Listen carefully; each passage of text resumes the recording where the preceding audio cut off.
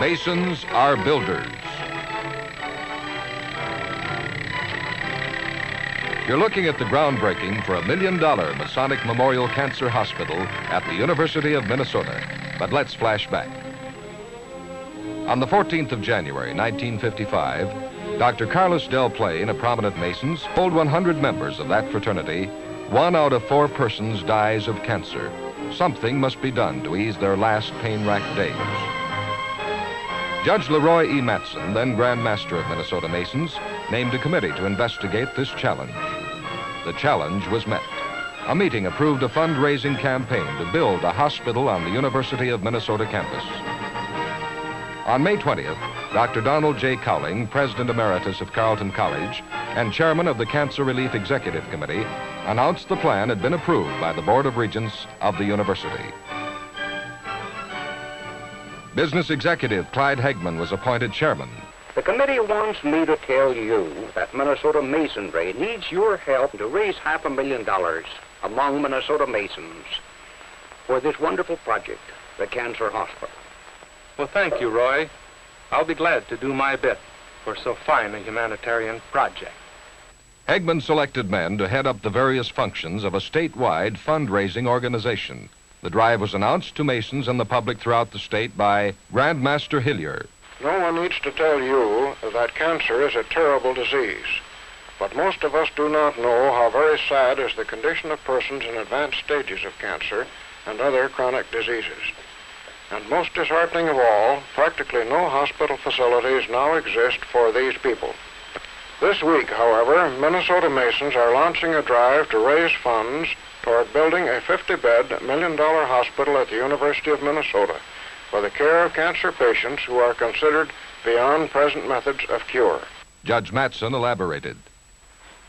This hospital will be given to the University of Minnesota and will be staffed by its medical school.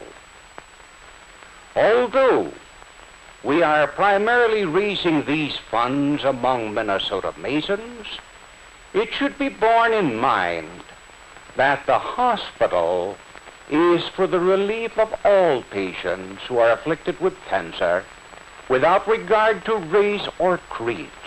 On the 21st of November, the first kickoff campaign meeting was held at the Masonic Temple in St. Paul. The response was immediate. Dan Bjorkman of Thief River Falls made the first donation. 3,500 men went to work making personal calls upon brother Masons in their homes. A few months later, a little girl named Mary Kay Matlin brought her $5 Christmas gift to University President James L. Morrill. It brought the hospital fund to $500,000 in cash. Grand Master Otto L. Dunick spoke for the Masons. President Morrill, we are very happy that Minnesota Masons are fulfilling their pledges so rapidly with cash payments. We are now launching the campaign to raise the last $500,000. The drive for the full $1 million was intensified all over the state, in Duluth, Hibbing, St. Cloud, Rochester, Minneapolis, Crookston, and in many other cities throughout Minnesota. Thousands of Masons made their personal gifts toward the $1 million goal. Job's daughters also worked and gave. Ladies of the Eastern Star worked with willing hearts and hands. They sponsored luncheons, pancake suppers, rummage sales, even waist measuring contests. And at Grand Chapter meeting in May, Hegman received a large contribution from worthy Grand Matron Mildred Dietz and worthy Grand Patron William Brander. This check of $44,000 represents the work of heart and hand as the members of the Order of the Eastern Star have opened the door of service in their generous support of the Minnesota Masonic Memorial Hospital. It has been a privilege to help lift the horizons of hope for this great cause. Thank you, worthy Grand Matron Sister Mildred. Minnesota Masonry will be eternally grateful to you and to our people of the Order of the Eastern Star. Masonic Memorial Hospital will afford an opportunity for Masonry to build its temple in the hearts of men. Yes, a temple in the hearts of men. And by that time, the hospital had been designed. Here was Minnesota Masonry's dream, soon to become a reality. On the 17th of May, ground was broken for the new Masonic Memorial Cancer Hospital. In July, with the foundation well underway, groups of Minnesota Masons inspected progress on the building. Then, on the 19th of October, 1957, with the University Band leading the way, Masons from all over the state marched to the new hospital for the cornerstone ceremony. The ceremony was opened by University President Morrill. Grand Master George R. Wilson accepted the invitation to lay the cornerstone. Thank you very much, President Morrill, for your very kind remarks.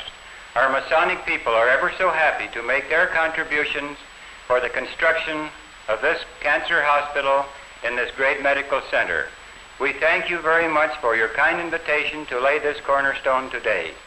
The cornerstone was laid in place with full Masonic ceremony by presiding past Grand Master Leroy Matson.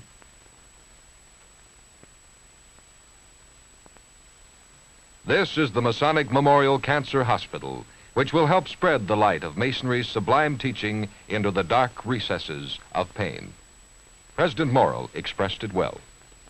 This magnificent gift, for which the Masons of Minnesota have generously undertaken to meet the full $1 million cost, the university accepts with profound gratitude. It represents a humane and most significant contribution to medical care, to medical teaching and research, and one which the university will endeavor to deserve and to reward by our most dedicated effort. This report has been brought to you as a record of the past and an inspiration for the future. Minnesota Masons believe that unselfish service to mankind never ends.